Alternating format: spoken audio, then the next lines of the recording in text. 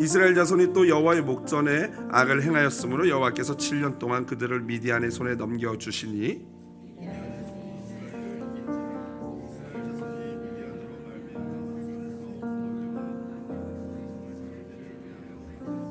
이스라엘이 파종한 때면 미디안과 아말렉과 동방 사람들이 치러 올라와서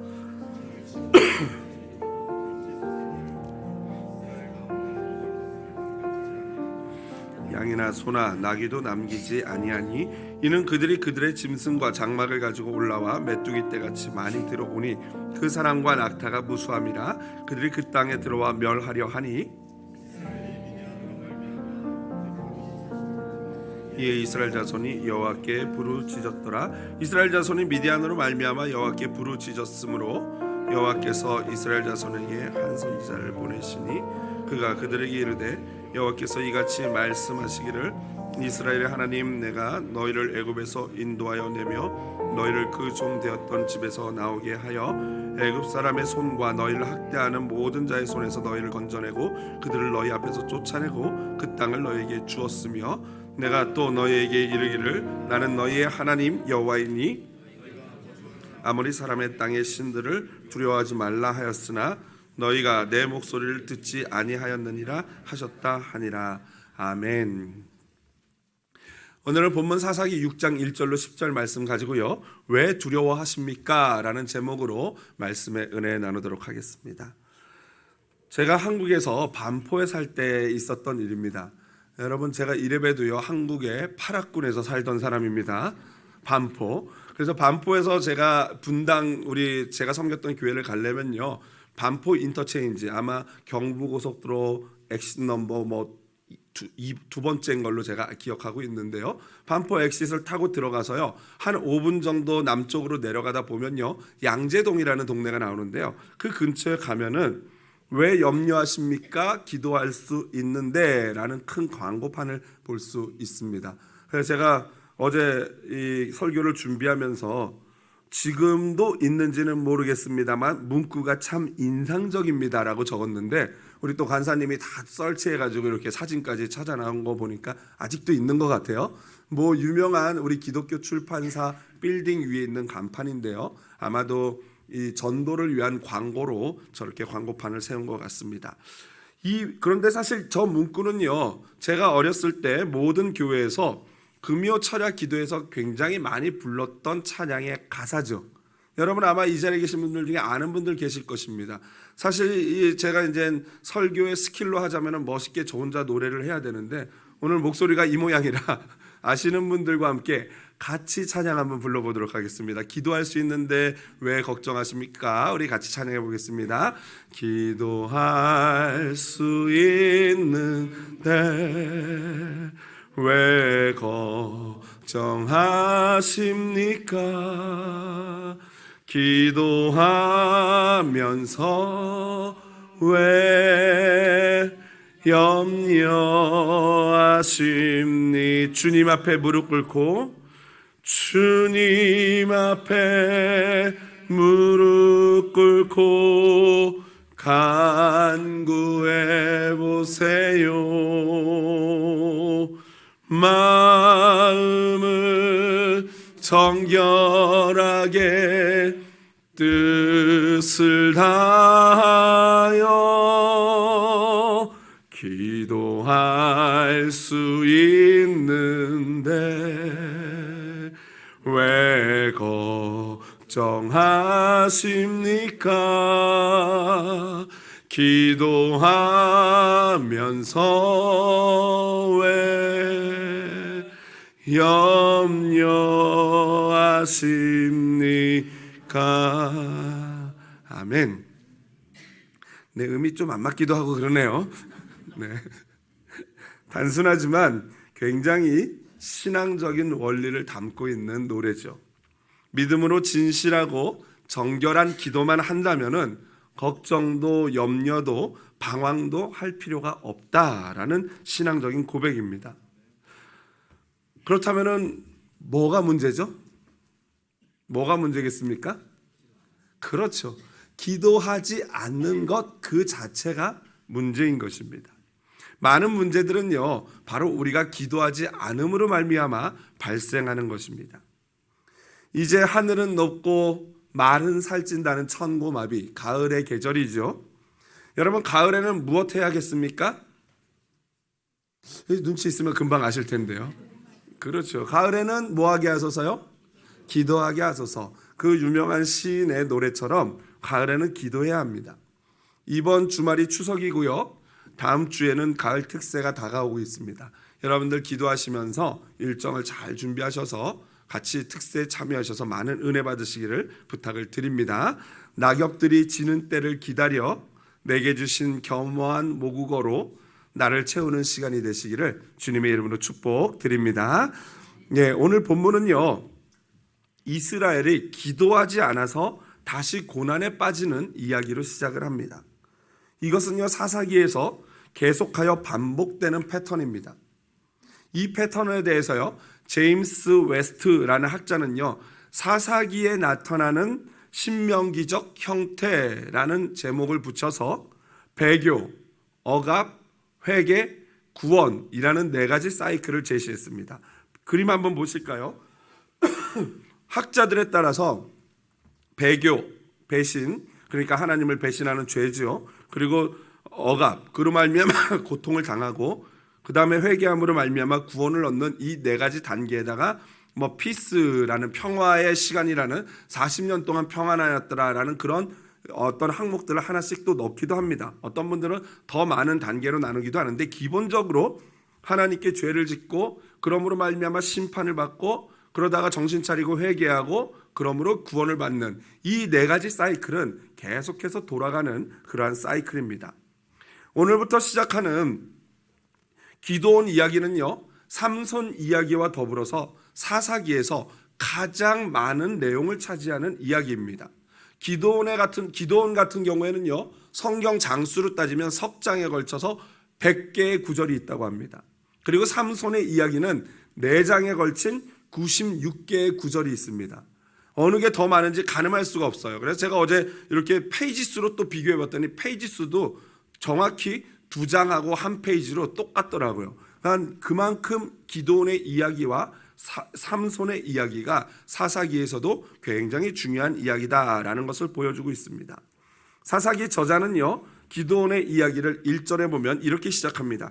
이스라엘 자손이 또 여호와의 목전에 악을 행했다라고요. 여호와의 목전에서 또 악을 행했다. 여기서 중요한 단어가 뭐냐면요, 또죠, 또. 그런데 사실 그냥 또가 아니라 사실은 여기 또 한 가지 더 붙습니다. 또. 엄마들이 많이 그러잖아요. 우리 아이들이 뭔가 잘못을 하면 뱀소리를 이러면서 내쉬면서 또 이러잖아요. 사실 또가 또 이거예요. 그런데 이게 사실은 그렇게 놀라운 것도 아니죠. 왜 그렇습니까? 왜냐하면 이것이 우리 연약한 인간의 실체이기 때문이에요. 우리 인생을 한마디로 표현하면 또예요. 또. 하지 말아야지 하면서도, 또는 내일부터는 이렇게 해야지 하면서도 어떻습니까? 여전히 반복적으로 지키지 못하고 실패하는 것이 저와 여러분의 모습이고 우리의 인생인 것이죠. 이렇게 제가 말씀드리면 아주 막 의지가 강력한 분들 계시잖아요. 그래서 막 자기가 계획한 거 철저하게 해내는 분들은 나는 아닌데 목사님, 이렇게 생각하시는 분 계실 거예요. 맞습니다. 오늘까지는 아닐 수 있어요. 근데 내일 생각해 보면 어때요? 내일 넘어질 수 있어요. 내일 또 안 넘어지실 수도 있어요. 그런 분은 언제 넘어질 수 있어요? 모레 넘어질 수 있어요. 모레도 안 넘어질 수 있어요. 그러나 죄성을 가진 인간은 언젠가는 어떻게 돼요? 넘어지게 돼 있다라는 것입니다. 이게 우리 인간의 실존이고 실체입니다. 여호와 앞에 또 악, 곧 우상을 숭배한 결과는요, 2절 상반절에 잘 나와 있죠. 어떻게 됐냐면요, 미디안의 손이 이스라엘을 이긴지라 라고 나와 있어요. 미디안이 이스라엘을 이겼어요. 원래 하나님의 백성 이스라엘은 늘 대적들을 물리치게 되어 있는데 그들이 기도하지 않음으로 말미암아 미디안이 이기게 된 거예요. 그래서 다윗은요, 다음과 같이 노래합니다. 시편 18편 26절 같이 함께 읽어보도록 하겠습니다. 깨끗한 자에게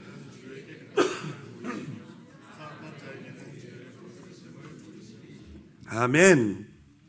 깨끗한 자에게는 주의 깨끗하심을, 사악한 자에게는 주의 거스리심을 보인다 그랬어요. 이에 대해서 매튜 헨리도 이렇게 얘기했습니다. 완고한 자에게 하나님은 자신의 완고함을 보이실 것이며 또한 그분은 자신을 거슬러 행하는 자들에게는 거슬러 행하실 것이다. 심은 대로 거두는 거예요. 뿌린 대로 거두는 거예요. 우리는 역사를 통해서 배워야 합니다. 하나님 앞에 고집을 피워서는 안 됩니다. 여호와 하나님 앞에 나와서 무릎 꿇고 기도하고 예배하지 않는 자는요, 세상이나 사탄 앞에 무릎 꿇을 수밖에 없는 것입니다. 저와 여러분은 하나님께 무릎을 꿇을 것인가, 아니면 세상이나 사탄 그리고 사람들 앞에 무릎을 꿇을 것인가를 선택해야 합니다. 결국 하나님 앞에 무릎 꿇지 않은 이스라엘은요, 미디안 족속들에게 무릎 꿇는 비참한 꼴을 당하죠. 이 미디안 족속이 어떤 사람들인가? 성경을 보면요, 지도 한번 보실까요? 지도를 보시면은 이 미디안 족속은요, 원래 아브라함의 아들이에요. 미디안이. 여러분 처음 듣도 보도 못한 그런 생각하시는 분 계실 수도 있는데, 미디안은 아브라함이 사라와 사별하고 나서 재혼을 하게 되는데 그두라라는 아내를 얻게 됩니다. 그 그두라라는 아내에게서 난 아들 중에 한 명이 바로 미디안이었어요. 그래서 그 미디안이 미디안 자손의 조상이 되었는데요, 그 자손들이 모압 자손의 왕 발락과 함께 출애굽하는 이스라엘 백성들을 같이 저주했어요. 그들을 배척했어요. 그리고 심지어는 그 미디안 여성들이 이스라엘 남성들을 꼬셔가지고 음행을 저지르는 죄를 짓게 합니다. 그래서 이스라엘 백성들에게 연병이 돌았어요. 그런데 하루는 낮에 이스라엘 백성 남자 한 명이 미디안 여성과 텐트로 들어가는 것을 보고 제사장의 아들 비느하스가 달려 들어가가지고 그 남성과 여성을 한 창에 꿰 죽음으로 말미암아 연병이 그치게 되었습니다. 이게 바로 미디안이라는 족속이에요. 그리고 마지막 민수기 31장을 보면요, 이 미디안 족속은요, 하나님의 저주를 받아서 이스라엘 백성에게 완전히 진멸하게 되었습니다. 그런데 한두 사람 몇 사람이 남았나 봐요. 얼마 시간이 몇십 년 지나지 않아서 그렇게 씨가 말랐던 미디안 족속이 오히려 하나님의 심판의 도구가 되어서 이스라엘을 압제하게 되는 인생 역전이 벌어진 거죠. 참으로 어처구니 없는 결과죠. 이 미디안 족속들은 이 지도를 보면은 출애굽한 이스라엘 백성들이 이렇게 나서 여기가 이제 시나이 반도인데요, 여기 반대편 이쪽이 바로 미디안 백성들의 사는 장소입니다. 그래서 학자들이 여기가 홍해를 여기로 건넜을 것이다 라고 보는 학자들도 있고, 제가 출애굽기 할 때 말씀드렸죠, 여기를 건넜다라고 보는 자들도 있어요. 여하튼 어떤 게 정확한지는 모르지만 이곳 광야 생활이 이곳 아니면 이 미디안 광야 생활이었을 것입니다. 그래서 이 미디안 사람들이 이스라엘 백성들이 일로 가서 이렇게 가서 요단강을 건너서 일로 건너가는 것을 방해했던 것이죠. 일로 이렇게 지나가는 걸 못 지나가게 했다는 거예요. 저주했다는 것이죠. 예, 불 켜주시면 되겠습니다. 여하튼 이러한 미디안이요, 이스라엘을 압제하기 시작한 겁니다. 이것은요, 하나님은 하나님의 앞에 완고한 자들을 심판하시기 위해서는 그 어떤 연약한 존재도 하나님께서 들어서 사용하실 수 있다라는 주권자이심을 보여주는 그러한 모습인 것입니다. 이스라엘의 이러한 비참한 상황은요, 이제 이루 말할 수가 없었어요. 2절을 보면요, 이스라엘 사람들은 그 미디안 사람들을 피해서 산으로 도망가서 땅굴 파고 살고 웅덩이를 파고 살고 산성을 만들어서 거기 숨어서 지낼 수밖에 없었습니다. 또한 이 미디안 사람들은요, 이스라엘이 파종할 때면은 쳐들어옵니다. 이 사람들은 파종을 언제 하냐면은 바로 지금 우리 딱 요 시기에 파종을 해요. 씨를 이때 뿌립니다. 그러면 겨울 내내 비가 내리면서 땅에서 이 곡식들이 자라기 시작해요. 그러면 한 3, 4월쯤 되면은 이제 추수하기 시작합니다. 이 가을 때부터 미디안 사람들이 쳐들어와 가지고 이스라엘 사람들과 함께 그 지역에서 진을 치고 사는 거예요. 여러분 집에 반가운 손님이 오면 반갑잖아요. 그래서 이렇게 맞이해서 같이 살다가 한 2주쯤 되면 어떻습니까? 반갑기는 한데 그분이 간다 그러면은 더 반가워 하잖아요. 그래서 군대 있을 때도 그런 얘기를 들었어요. 처음에 아들이 첫 번째 휴가를 나오면 어머니가 버선발로 마중을 나와요. 한 두 번째 나오면 그 다음에 이제 문 앞에서 왔냐 이래요. 그 다음 세 번째 오면은 문 안에서 왔어 이런대요. 실제로 그런 것 같더라고요. 그게 다 사람이 그런데 이거는 친한 사람도 아니에요. 가족도 아니에요. 적군이 이스라엘 동네에 들어와서 진을 치고 사는 거예요. 여러분 그게 얼마나 괴롭겠습니까? 거기에다가 이들이 진을 치고 살 뿐만 아니라 자기네들은 농사를 안 지어요. 그리고 이스라엘 백성들이 농사 짓도록 내버려둬요. 그 농사를 지어서 곡식이 자라서 많아지잖아요. 그러면 그걸 뺏는 거예요. 심지어 소와 양과 나귀 이런 짐승까지도 다 뺏어가요. 여러분 그러니 이스라엘 백성들이 농사할 맛이 나겠습니까? 그렇다고 또 농사를 안 할 수도 없잖아요. 먹고 살아야 되는데. 그래서 이스라엘이 점점 더 괴로워지는 거예요. 뭐 어떻게 하려고 해도 보니까 미디안 사람들은 숫자가 너무 많아요. 그 사람들 앞에 서니까 오히려 자기네들이 너무 작게 보이는 거죠. 그들은 마치 메뚜기 떼가 막 날아와가지고 모든 것들을 다 갉아먹듯이 이스라엘 사람들의 곡식과 짐승까지도 다 빼앗고 갉아먹습니다. 성경에서 이 메뚜기 떼는요 하나님의 심판을 상징하는 동물이에요. 곤충이에요. 결국 오늘 본문에서 알 수 있는 건 미디안 사람들은 낙타를 타고 나타난 하나님의 심판의 도구인 메뚜기 떼였다라는 것입니다. 사사기 저자는요 이러한 이스라엘의 형편을 한마디로 요약합니다. 6절 상반절에 보니까 궁핍함이 심한지라 라고 되어 있어요. 궁핍함이. 이것을 원어 히브리어로 보면요 작아졌다, 이스라엘이 쪼그라들었다, 가난해졌다 라는 그런 의미예요.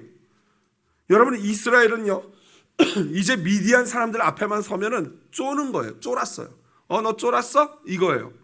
이스라엘 사람들이 원래는 미디안 사람들이 이스라엘 보고 쫄았었는데 이제는 완전히 바뀌어서 이스라엘 사람들이 미디안 앞에만 서면 쪼는 거죠. 왜 그래요? 무엇 때문에 이렇게 됐어요? 죄 때문이에요. 죄악은요 사람의 마음에 두려움을 가져다 주고요 사람의 정신을 퇴락시킵니다. 그리고 적들을 피하여 구덩이와 동굴 속으로 숨어 들어가게 하는 게 바로 죄라는 녀석의 특징이에요. 아담과 하와가 범죄한 후에 어떻게 됐습니까? 두려워하여 여호와의 낯을 피했다라고 나와요. 여러분 질문합니다. 저와 여러분 우리가 두려워하고 있는 것이 과연 무엇입니까? 저와 여러분은 무엇에 지금 쫄아 있습니까? 아무리 노력해도 일이 잘 풀리지 않아요. 조금 재산 좀 모아보려고 열심히 노력하는데 하다 보면 어때요? 갑자기 생각지도 않은 일이 빵빵 터져가지고 막 뭉텅이 돈으로 나가게 됩니다. 또 점점 나는 작아지고 다른 사람들만 잘 성공하고 잘 되는 것 같아요. 그래서 사람들 앞에 서면은 괜히 위축되고 나만 실패하는 것 같고 다른 사람은 다 성공하는 것 같은 그런 두려움을 느낍니다. 나만 꼬맹이처럼 느껴지는 것이죠. 여러분 이 모든 것의 원인이 뭐예요? 죄악이고 기도하지 않은 하나님 앞에 무릎 꿇지 않은 결과라고 합니다. 적어도 오늘 본문을 통해서 드리는 말씀이에요. 기도하지 않은 결과예요. 자 그렇다면은 만약 정말로 우리 삶이 지금 이스라엘과 같은 그런 상황이라면은 그럼 무엇하면 되겠습니까 지금? 그렇죠. 몇 분만 대답할 줄 알았어요. 무엇하면 되겠습니까? 기도하면 되는 거죠. 이게 기도하지 않아서 생긴 일이면은 그러면 이걸 바꾸려면 기도하면 되겠구나. 당연한 거 아니겠습니까? 기도입니다. 부르짖어야 합니다. 이스라엘도 이제서야 여호와 앞에 나와서 부르짖게 됩니다. 그들은 이제 깨달았어요. 자신들이 섬겼던 가나안의 아모리 신들이 자신들을 지켜주지 못한다는 사실을 이제서야 깨달은 거예요. 자그마치 그걸 깨닫기까지 몇 년이 걸렸습니까? 7년이라는 시간이 걸렸어요. 7년. 이 미디안 사람들한테 압제당한 고통받기를 7년이라는 완전한 숫자의 시간이 필요했던 것입니다. 그래서 이스라엘은 드디어 하나님께 부르짖습니다. 저자는 이스라엘 사람들이 기도했다는 걸 강조하기 위해서 6절과 7절에 동일하게 부르짖었다라는 그 사실을 두 번이나 똑같이 기록하고 있어요. 그만큼 간절하게 기도했다라는 것입니다. 여러분 사람이 하나님 앞에 간절히 기도하면 어떤 일이 벌어질까요? 그렇죠. 하나님이 응답하십니다. 응답하셔요. 그렇다면은 우리가 기도할 때 하나님은 반드시 그 자녀의 기도에 응답하시는 분임을 믿으셔야 할 줄로 믿습니다. 그뿐만 아니라 하나님은 응답하실 뿐만 아니라 더 좋은 것으로 주셔요. 아멘이십니까? 내가 기도했던 것보다 더 좋은 것. 그렇다면 지금 이스라엘 백성들은 뭘 기도했겠습니까? 여러분 같으면은 어떤 미디안 족속이 막 이렇게 나를 압제하면 뭘 기도하겠습니까? 당연히 살려주세요. 구원해주세요. 이 미디안을 쫓아내주세요. 우리에게 구원자를 보내주세요. 이런 기도하지 않겠습니까? 당연하죠. 뭐 두말하면 잔소리죠. 당연히 미디안을 물리칠 수 있는 우리에게 구원자 사사를 보내달라고 기도했을 것입니다. 그런데 그들이 그렇게 부르짖으며 기도했는데 하나님이 그들에게 주신 응답은 많이 달랐어요. 사사를 보내주시는 대신 오늘 성경을 보니까 8절 보십시오. 8절 앞부분 같이 한번 읽어보겠습니다. 8절입니다. 성경 보면서 읽어보겠습니다. 여호와께서 거기까지요. 여호와께서 이스라엘 자손에게 누굴 보냈어요? 한 선지자를 보냈어요. 사사가 아니라 선지자. 그리고 그 선지자는 그들의 이스라엘에게 와서 위로와 소망의 말씀을 준 게 아니고 뭘 했다고요? 책망했어요. 그 책망의 내용은 당신들이 미디안 앞에서 쫄아든 이유, 작아진 이유는 우상을 숭배했기 때문이다. 이 얘기를 했어요. 그러면서 하나님의 음성을 전했어요. 내가 너희를 애굽에서 구원한 너희 하나님 아니냐? 너희는 그런 나를 내버려 두고 아모리 사람들의 바알, 아스타롯, 모압의 그모스, 암몬의 몰록, 그리고 블레셋의 다곤을 섬겼어. 그것 때문에 너희가 이렇게 된 거야. 왜 아모리 사람들의 신들을 두려워하고 나 여호와의 목소리를 듣지 않느냐? 이게 책망의 내용이었어요. 하나님이 이렇게 하신 이유는요, 그들의 기도가 구원해달라는 아우성이었을 뿐이지 진정한 기도가 아니었기 때문이에요. 여러분, 진정한 기도는 무엇입니까? 진짜 하나님의 음성을 듣는다는 건 무엇입니까? 회개가 먼저예요. 먼저 책망을 받는 것, 이게 진짜 기도예요. 또한 진정한 기도는요, 내 삶에 벌어지는 어떤 어려움이 있잖아요.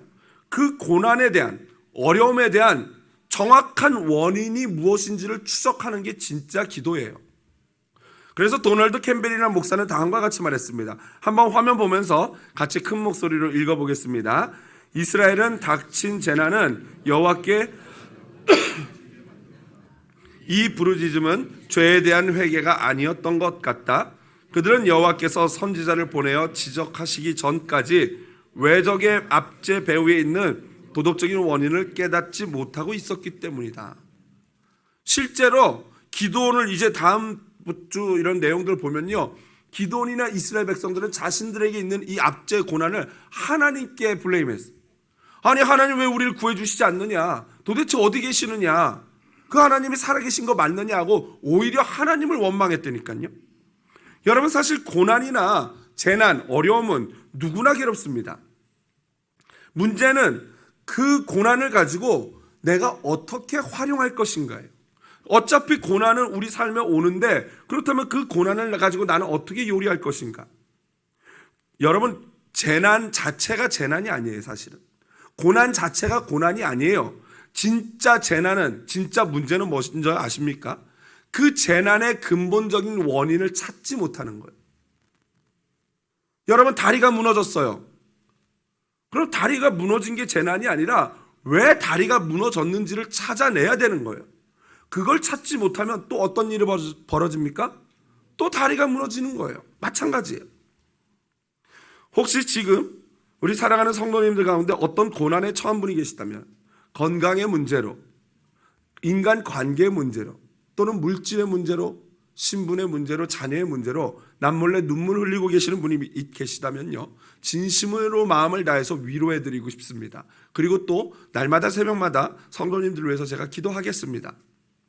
하지만 그거보다 더 중요한 것이 뭐냐면요, 본인 스스로 잠잠히 하나님 앞에 나와 내 삶에 펼쳐지는 고난의 원인이 무엇인지를 찾는 거예요. 여러분, 우리 인생에 닥치는 고난이나 재난의 이유는 여러 가지가 있을 수 있어요. 가장 먼저는 사탄의 시험이나 공격일 수 있습니다. 또는 하나님의 테스트일 수 있어요. 욥처럼요.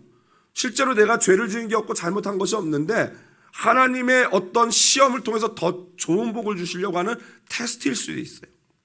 아니면 오늘 본문과 같이 우리의 죄악 때문에 생겨난 고난일 수도 있어요. 다 가능한 거예요. 원인이 무엇이든지 간에 여러분, 우리는 기도를 통해서 하나님과 대화함으로 말미암아 내 삶에 있는 고난의 어려움의 문제가 원인이 무엇인지를 발견하고 찾아내야 합니다. 그것이 진짜 기도예요. 여러분, 감사한 것은 하나님의 은혜입니다. 이스라엘 백성들이 하나님 잘못했습니다. 내 죄가 무엇입니까? 알려주세요. 이렇게 기도하지 않았어요. 그럼에도 불구하고 이스라엘이 엉뚱하게 부르짖었죠. 무조건 살려달라고 했죠. 하나님 지금 무엇입니까? 주무십니까? 우리를 살려주세요 라고 기도했더니 선하신 하나님이 어떻게 했어요? 응답을 하셨어요. 그 기도도. 그래서 응답으로 누굴 보냈다고요? 한 선지자를 보내신 거예요.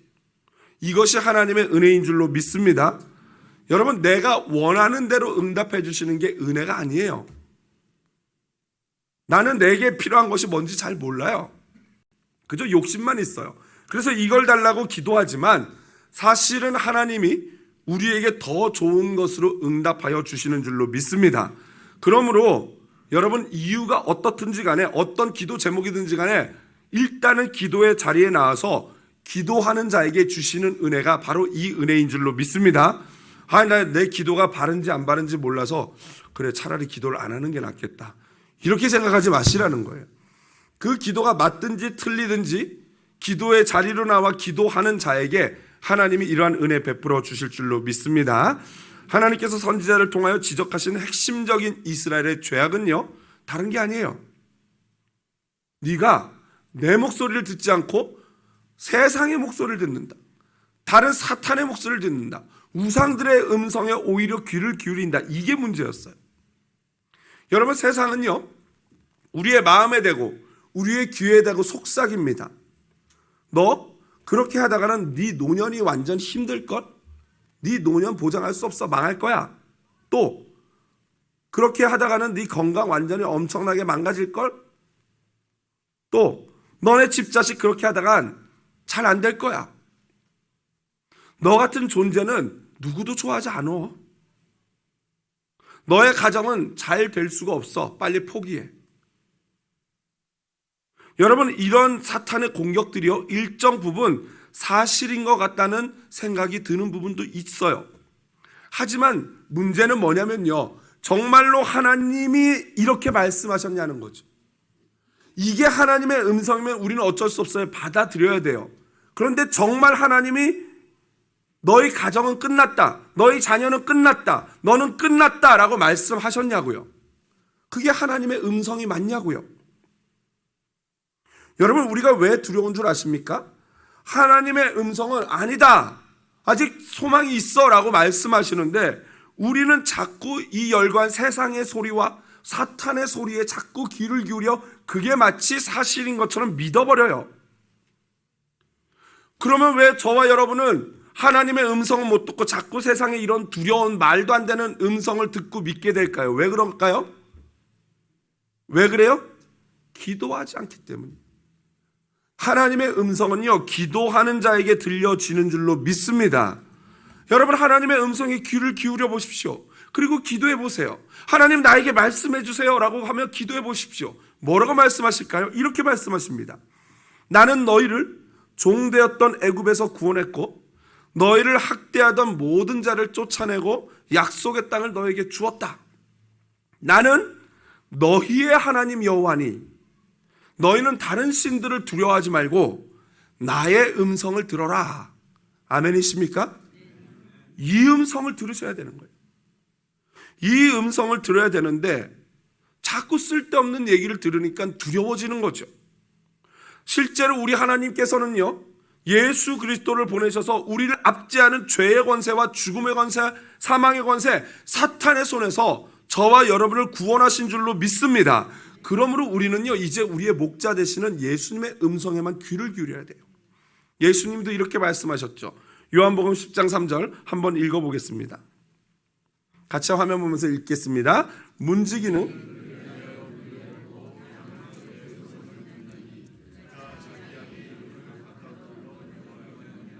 여러분요, 양들은요 자기 목자의 음성을 안 돼요. 그래서 목자가 자기 양의 이름을 불러주면은 그 목자를 따라 나선다는 거예요. 그런데 우리는 우리의 목자 대신 예수님의 음성을 듣는 게 아니고 자꾸 세상과 사탄의 두려운 음성을 듣죠. 사탄은요, 사람과 환경을 통해서 우리한테 자꾸 두려움을 심어줍니다. 어렸을 때부터 부모의 입을 통해서 이런 말을 통해서 절망의 믿음을 심어주죠. 너 같은 것이 뭘 하겠니? 너 그렇게 해가지고 너는 인생 종쳤어. 또 배우자의 입을 통해서 이런 살인의 말, 미움의 말을 전에 심어주죠. 아, 내가 당신 만난 게 내 인생 최대의 오점이다. 이게 한 번 들으면 농담인데 몇 번 반복하면 이게 쌓여서 살인의 음성이 되는 거죠. 또 주변 사람들의 입을 통해서 이렇게 얘기합니다. 아, 당신 배우자나 당신의 자녀는 이제 희망이 없어요. 빨리 끝내세요. 이런 무서운 실패의 말을 심어줍니다. 여러분, 정말 우리가요, 누군가에게 충언을 해주거나 누군가에게 권면을 해줄 때 정말 조심해야 돼요. 그냥 내 생각을 마음 팍 툭툭 말해버리면 안 돼요. 정말 내 입에서 나오는 이 말이 정말 내가 하나님께 듣고 전하는 말입니까? 그걸 고민해야 돼요. 내가 하나님의 듣고 전하는 말에 확신이 든다면은 전하셔야죠. 그런데 그게 아니고 내 생각과 내 경험과 내 뜻을 전하면요, 그거는 큰 죄를 저지르는 거예요. 나도 모르게 사탄의 손에 붙잡혀서 사탄의 도구의 역할을 하는 것밖에 안 되는 것입니다. 그러니까 우리는요, 누군가에게 무슨 말을 하기 전에 하나님의 음성을 먼저 내가 제대로 들어야 돼요. 그래서 그 사람에게 권면을 할 때 하나님의 음성을 전해야 되는 것입니다. 그리고 그 음성은 누구만이 들을 수 있다고요? 기도하는 자만이 들을 수 있어요. 제대로 기도하는 자만이 그 하나님의 마음을 알게 되고 그 하나님의 마음을 안 자가 그 말을 전해야 하는 것이죠. 오늘 성경에 나오는 한 선지자처럼요. 제가 한국에서 있었던 일만 소개해드리고 말씀을 마무리하겠습니다. 한국에서 고등부를 섬겼을 때였어요.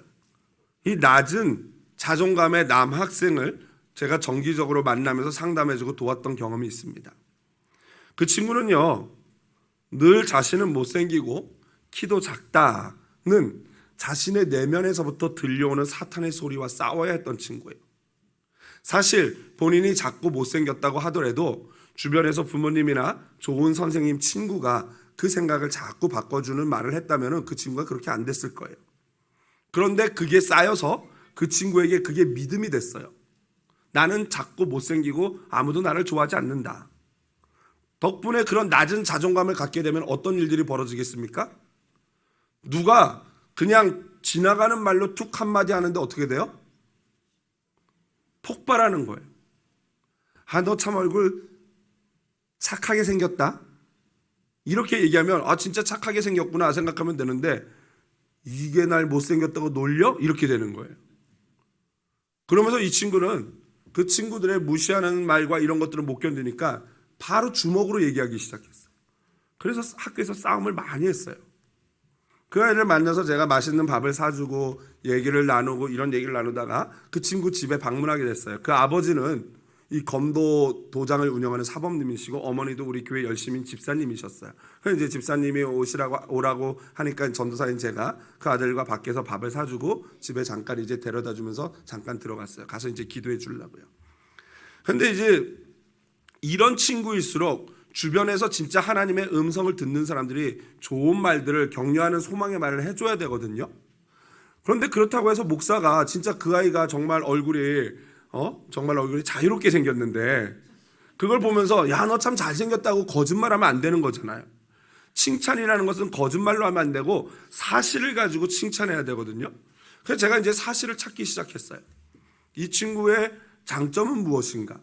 매와 같은 눈으로 막 이렇게 찾아봤어요. 근데 그 친구랑 이제 같이 아파트 5층짜리 아파트인데 단층 아파트인데 이제 거기는 엘리베이터가 없으니까 계단을 같이 올라가는데 그 친구가 먼저 올라갔어요. 한 2층인가 3층이었던 걸로 기억하는데 제가 뒤따라가면서 뒤에서 보니까 그 친구가 그 아버지가 검도 사범님이고 하니까 어렸을 때부터 운동을 해서 그런지 어깨가 키는 그렇게 크지 않은데 어깨가 딱 벌어져 있더라고요. 그래서 야, 나 뭐 이 녀석 몸 좋은데 야, 어깨 넓고 좋다 했더니 애가 입이 이렇게 찢어졌어요. 입이 여기 귀에 걸려가지고 너무 좋아. 그쵸? 뭐 전사님 너무 그쵸? 아유 뭐 이러면서 막 너무 좋아하는 거예요. 그래서 이제 지 방에 같이 둘이 들어가서 이제 얘기하고 기도해 주려고 하는데 갑자기 이 녀석이 돌발 행동을 하는 거예요. 갑자기 우통을 막 벗는 거예요. 야, 왜 이래? 왜 이래? 굉장히 당황스럽더라고요. 17살짜리 고등학교 2학년 남자애가 이 전도사 앞에서 창피한 것도 모르고 얼마나 그게 좋았는지 막 옷을 벗는 거예요. 그러면서 막 이러고 있는 거예요. 그래서 그때부터 제 시력이 굉장히 떨어졌어요. 여하튼 그렇게 하고 제가 칭찬해주고 야, 몸도 볶음 봐라 이러면서 이제 해주고 기도해주고 나왔어요. 그리고 나와서 아파트 계단을 걸어 내려오는데 갑자기 눈물이 왈칵 쏟아지는 거예요. 여러분 17살 남자애면요 쉽게 이렇게 남의 앞에서 이렇게 부끄러워서 옷 못 벗지 않습니까? 그런데 그 아이의 마음이 얼마나 그 어린아이 때 상처에 머물러 있었는지 그 너 야 몸 좋다라는 이 칭찬 한마디에 어린아이가 돼서 옷을 홀딱 벗는 거예요. 그걸 보면서 정말 눈물이 앞을 가리더라고요. 여러분 저와 여러분이 해야 될 게 바로 이런 일이에요. 쓸데없는 말 하지 마시고 정말로 그 사람의 장점을 매와 같은 주님의 눈으로 주님이 그 사람을 바라보는 눈으로 그 사람을 관찰해 보면요 그 사람의 아름다운 것들이 보이기 시작해요. 그러면 그걸 가지고 칭찬해 줘야 돼요. 너 참 아름답다. 너 참 귀하다. 너 참 예쁘다. 어쩜 그렇게 성격이 좋니? 착하니? 여러분 하나님이 오늘 저와 여러분에게 이것을 물어보십니다. 뭘 두려워하냐 도대체? 너 뭘 두려워하길래 그런 반응을 보이니? 너 뭘 두려워하길래 그렇게 숨어있니? 내가 너의 아버지 아니냐? 여러분 하나님이 나의 아버지라는 음성, 사랑하는 아들아 사랑하는 딸아 내가 너의 아비다 라는 음성을 이미 들으신 분들 여기 계실 거예요. 그 음성을 들으신 분들이 이제 해야 될 일이 있어요. 아직도 믿음이 연약해서 이 음성을 듣지 못하는 자들에게 오늘 본문의 선지자처럼 하나님의 음성을 들려줄 책임이 있는 거예요. 그런데 여러분 착각하지 마세요. 하나님의 음성을 들려줄 책임이 무조건 소망을 주고 무조건 위로하는 말씀이 아니라니까요. 오늘 첫 번째 와서 선지자가 전한 말씀이 뭐였다고요? 책망이었어요. 그 사람에게 있는 그 죄를 지적하고 그게 무엇인지 밝혀내고 그거를 하나님 앞에 눈물로 회개할 수 있도록 야단쳐야 하는 거예요. 그리고 나서 그 사람이 그 죄가 뭔지를 보고 깨닫고 하나님께 회개를 하면 그때 하나님의 음성을 들려주는 거예요. 두려워하지 마. 하나님이 너의 아버지야. 하나님이 너를 사랑하셔. 겁내지 마. 왜냐하면 하나님이 저와 여러분의 아버지이시기 때문이에요. 우리는 같은 형제고요. 여러분 무엇을 두려워하겠습니까? 하나님이 나의 아버지라면 여러분 저와 여러분이 무엇을 두려워할 필요가 있습니까? 우리 모두 기도하는 자리에 나가서 이러한 소망의 하나님의 음성을 먼저 들읍시다. 회개합시다. 그리고 그 다음 하나님의 음성을 들었다면 아직 믿음 어린 약한 성도들에게 가서 내가 대신 들은 그 하나님의 음성을 전해줍시다. 하나님 앞에 돌아볼 걸 돌아보셔야 돼요. 그리고 하나님 앞에 아무것도 두려워하지 마세요. 하나님이 당신을 사랑하십니다. 그리고 하나님이 바로 당신의 아버지이십니다. 오늘 이 고백을, 이 하나님의 음성을 듣고 이 하나님의 음성을 모든 사람들에게 전하는 저와 여러분 되시기를 주님의 이름으로 축복드립니다.